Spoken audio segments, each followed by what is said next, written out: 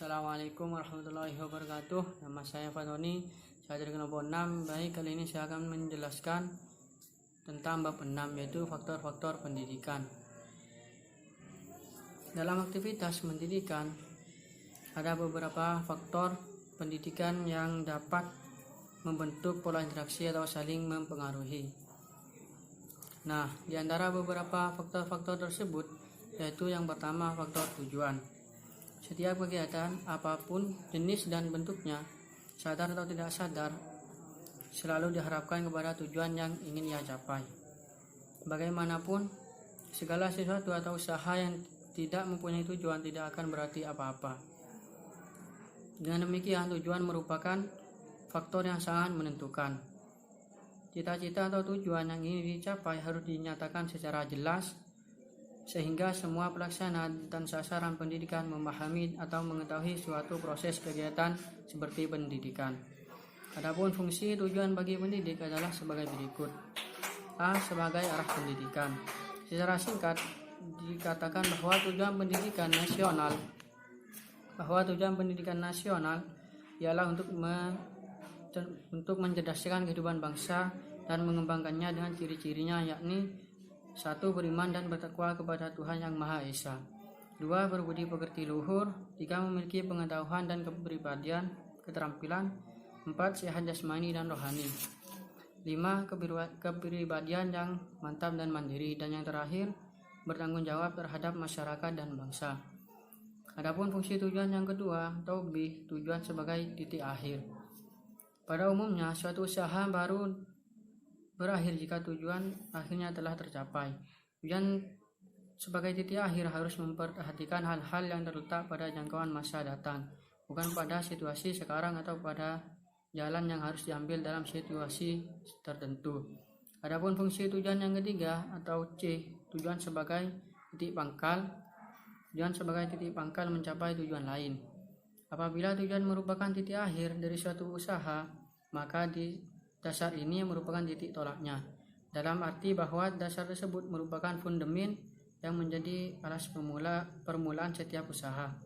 Tujuan pendidikan merupakan satu kesatuan tidak terpisahkan antara yang satu dengan yang lainnya. Sedangkan fungsi tujuan yang terakhir atau D memberi nilai pada usaha yang dilakukan. Nilai merupakan suatu alat yang dapat mengukur dan memberikan ukuran atau untuk apa yang sudah kita lakukan. Kadang-kadang didapati tujuannya yang lebih dulu dibandingkan yang lainnya. Semua ini terlihat apabila berdasarkan nilai-nilai tertentu. Mungkin hanya ini yang bisa saya sampaikan tentang faktor pendidikan yang pertama, yakni faktor tujuan. Kurang lebihnya mohon maaf. Wassalamualaikum warahmatullahi wabarakatuh. See you the next video. Saya Muhibur Rahman. Di sini saya menjelaskan tentang faktor anak didik. Faktor adalah hal, keadaan, peristiwa yang ikut menyebabkan atau mempengaruhi terjadinya sesuatu. Sedangkan dalam pengertian umum, anak didik adalah setiap orang yang menerima pengaruh dari seseorang atau sekelompok orang yang menjalankan kegiatan pendidik. Yang dimaksud menerima pengaruh di sini adalah menerima bimbingan, menerima pengetahuan, teori, praktek, dan lain-lainnya dari pendidik. Sedangkan dari seseorang, yang dimaksud seseorang di sini adalah pendidik. Yang dimaksud seseorang di sini adalah pendidik yang bertanggung jawab dalam pelaksanaan pendidikannya. Dalam artian sempit, anak didik adalah pribadi yang belum dewasa yang diserahkan kepada tanggung jawab pendidik. Karakteristik anak didik dibagi menjadi 3. Yang pertama, belum memiliki pribadi dewasa susila sehingga menjadi tanggung jawab pendidik. Pribadi dewasa susila ialah perilaku seorang di usia dewasa yang bersifat positif. Jadi anak didik masih belum memiliki pribadi tersebut sehingga menjadi tanggung jawab pendidik.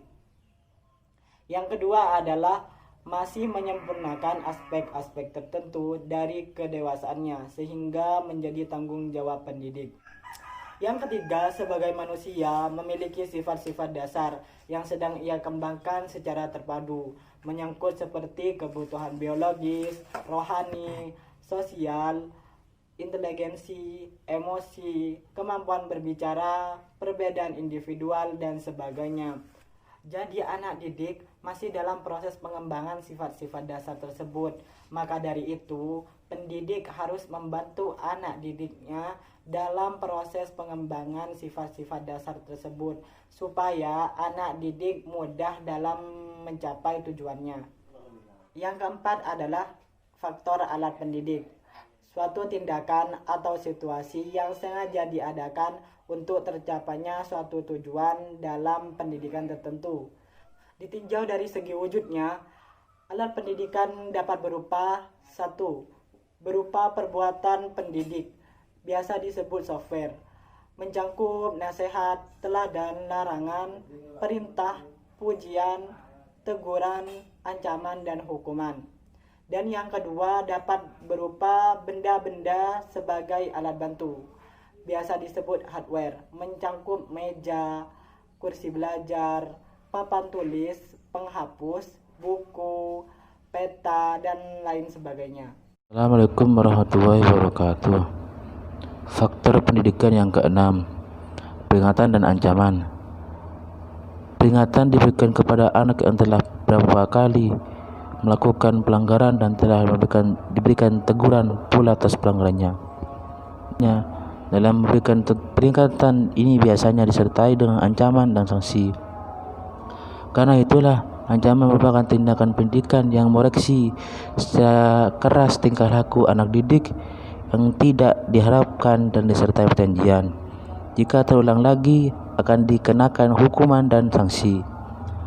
Ancaman lazimnya akan menimbulkan ketakutan dan melahirkan kemungkinan anak didik karena mengerti dan penuh kesadaran atau anak didik menolak karena tidak mau dipaksa.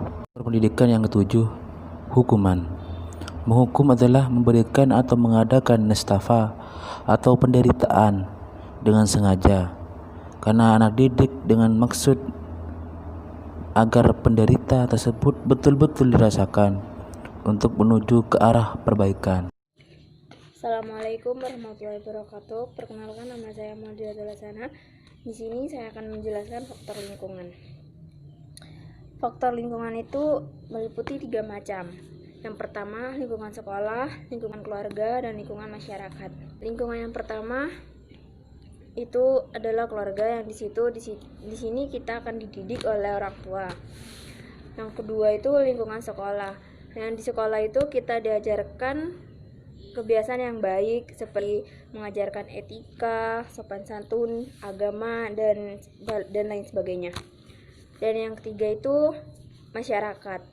Nah, itu bisa bergabung dengan organisasi pemuda itu selagi pendidikannya itu formal gitu, yang positif gitu. Sekian dari saya. Assalamualaikum warahmatullahi wabarakatuh.